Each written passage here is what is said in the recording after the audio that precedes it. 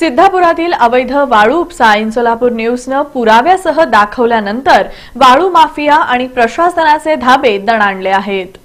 सिद्धापुरात वैभव नागणे तसंच कुसूर इथं प्रतीक एंटरप्राइजेस कडून भीमा नदी पात्रात बेसुमार अवैध वाळू उपसा सुरू आहे।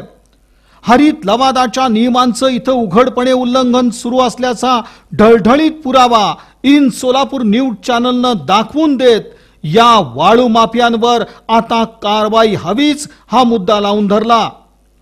सिद्धापूर कुसूर मधील धक्कादायक चित्र पाहून प्रशासनातील वरिष्ठ अधिकारी पुरते हादरून गेले, तर वाळू माफियांच्या पायाखालची वाळू आता सरकली आहे।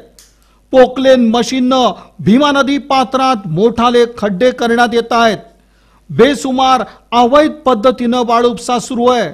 हरित लवादाचा कायदा कठोर कारवाई सांगतो। ही कारवाई वैभव नागणे आणि प्रतीक एंटरप्राइजेस वर का होत नाहीये असा सवाल इन सोलापूर न्यूजनं उपस्थित करत प्रशासनातील काही अधिकाऱ्यांचे अर्थपूर्ण संबंध उघड होत असल्याचं दाखवून दिल्यानं खळबळ उडाली आहे।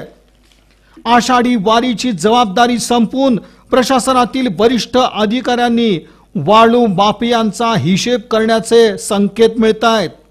हरित लवादाच्या नियमांचं उल्लंघन ही गंभीर बाब असून ती प्रशासनावर शेकणारी असल्यानं सिद्धापूर कुसूर विरुद्ध ॲक्शन प्लॅन आता दिसून येतोय। इन सोलापूर न्यूजच्या पाठपुराव्याला यामुळे यश येताना दिसतंय।